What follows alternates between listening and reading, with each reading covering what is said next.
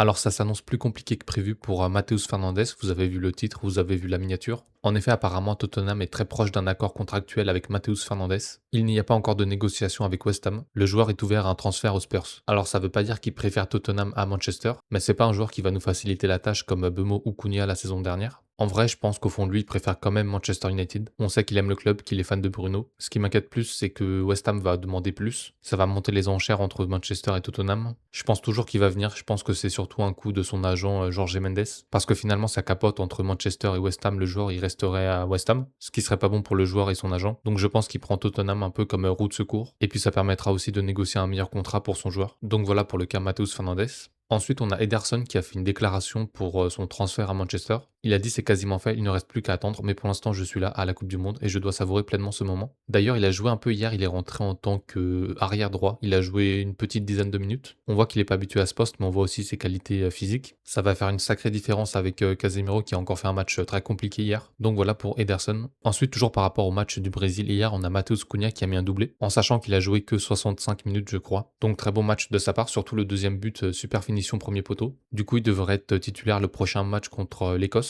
Et avec Matheus Cunha qui a marqué en Coupe du Monde, ça fait que Manchester est le club qui compte le plus de buteurs différents lors de cette Coupe du Monde. En effet, on avait déjà eu Ahmad et Rashford qui avaient marqué lors de précédents matchs. Donc on est bien représenté à cette Coupe du Monde en espérant que ça continue. Ensuite, concernant Casemiro, ça y est, c'est fait. Il va signer à l'Inter Miami. Ça a été confirmé par Fabrizio Romano. Il va rejoindre Messi et la clique barcelonaise. Ça va faire bizarre. Mais content pour lui qu'il ait trouvé un nouveau défi. On sait que ça faisait un bout de temps qu'il voulait signer à l'Inter Miami pour jouer avec Messi notamment. Donc on lui souhaite le meilleur. Ensuite, au sujet de Somerville, on aurait d'autres concurrents. On savait déjà qu'il y avait le PSG, mais apparemment il y a aussi plusieurs autres clubs de Première Ligue, dont Aston Villa, Tottenham et Arsenal. Donc West Ham, ils doivent être en train de se frotter les mains entre Matheus Fernandes et lui. Comme je vous l'ai dit hier, ça devrait avancer d'ici la fin du mois, reste plus qu'à attendre. Ensuite, concernant le milieu de terrain, on a Manchester qui s'intéresserait à Eduardo Camavinga. Sa priorité est de rester au Real Madrid, mais il serait ouvert à l'idée de jouer en Première Ligue. Le Real Madrid a fixé son prix à 52 millions de livres. Je pense pas que ce soit une rumeur très concrète, en plus le joueur veut rester à Madrid. Donc moi j'irai pas dessus, en plus il est beaucoup blessé, même quand il est là il est pas très bon. Je pense qu'il y a cette rumeur uniquement parce que le Real Madrid veut vendre un milieu de terrain pour pouvoir en acheter un autre, notamment Enzo Fernandez qui va coûter plus de 100 millions, mais je pense pas que ça va se faire. Ensuite des nouvelles de Harry Hamas qui avait fait une première partie de saison concluante en prêt, avant malheureusement de se blesser. Du coup là il revient de blessure et il souhaiterait encore être prêté la saison prochaine. Des sources bien informées n'ont pas exclu la possibilité qu'Hamas reste pour concurrencer Luke Shaw au poste d'arrière gauche. J'aime bien Hamas, mais ça risque d'être un peu léger pour la saison prochaine, sachant que le club cherche un titulaire plutôt qu'un remplaçant de Luke Shaw. Donc j'opterais plus pour un prêt. Si on arrive à le prêter à une équipe qui a été promue en Première Ligue, ça serait bien. De cette façon, on pourrait avoir un avis clair sur son niveau. Ensuite, je voulais faire un petit point sur Mazraoui. Je sais pas si vous regardez sa Coupe du Monde, mais les matchs qu'il est en train de faire, ils sont incroyables. Surtout qu'il joue même pas dans sa position favorite, il joue en tant que latéral gauche. Depuis qu'il s'est coupé les cheveux, qu'il a fait la boule à zéro, il est monstrueux. De plus en plus, je me dis pourquoi pas l'essayer en tant que latéral gauche pour la saison prochaine, même s'il s'entre pas beaucoup. Il apporte tellement dans le jeu que ça serait dommage de s'en priver. Mais moi, je regarde le Maroc juste pour lui et j'ai été très impressionné. Il y a aussi le jeune Boadi qui est intéressant, mais bon, il sera hors de portée malheureusement, je pense. Donc voilà, il n'y avait pas grand chose aujourd'hui. On se retrouve demain en espérant que le club ait fait quelques avancées.